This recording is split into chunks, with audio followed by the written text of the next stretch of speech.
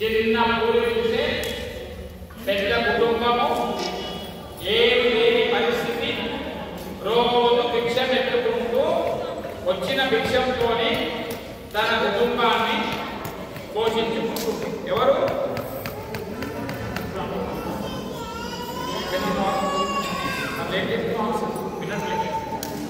అదే కాశీలో ఆ బ్రాహ్మణుడు భిక్షకు తన కుటుంబాన్ని పోషించుకుంటూ ఉంది. ఒకరోజు ఏమైంది? ఆ బ్రాహ్మణుడికి ఆరోగ్యం సరిగ్గా లేదు. ఆరోగ్యం సరిగ్గా లేకునే వరకు తెల్లవారుజామున నిద్ర లేవాలి అంటే ఇంకా కొద్దిసేపు అయినాక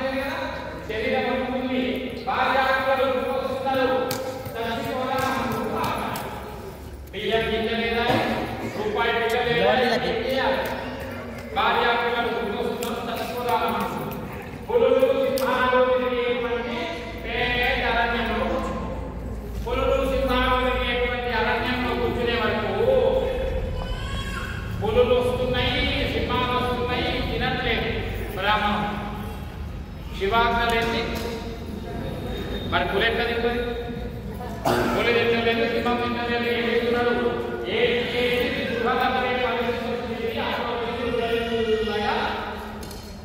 ఇంకొక బ్రాహ్మణుని రూపం వేసుకొని సత్యనారాయణ స్వామి వచ్చి ఏమన్నాడు? బ్రాహ్మణుడా రేపు సత్యనారాయణ కథ చేసుకొని కన్నా కలుగుతుంది అన్నాడు.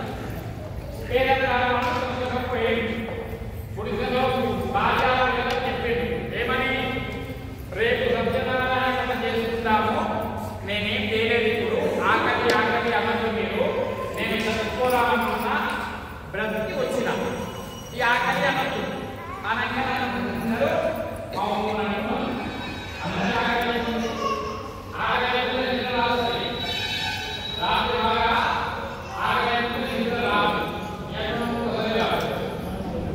ఏమైంది అంటే తెల్లవారి సత్యనారాయణ స్వామిని పూజ చేయాలి కదా, నా దగ్గర ఏమున్నది, నిన్న నుండి భిక్ష పెట్టుకుంటా అని మళ్ళీ భిక్ష పెట్టుకుంటూ పోయాడు.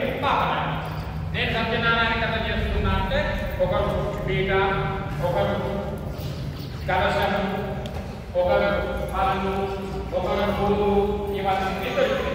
ఎవరికి?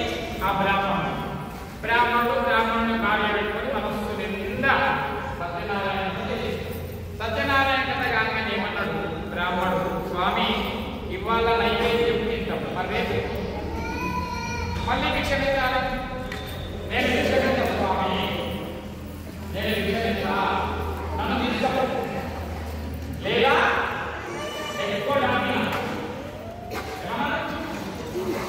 నన్ను తీసుకో.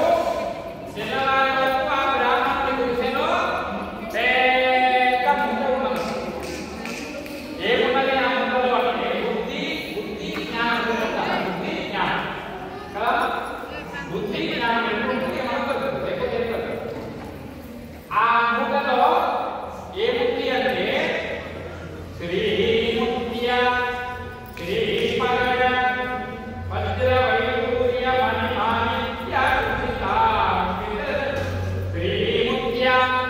हरिश्चंद्र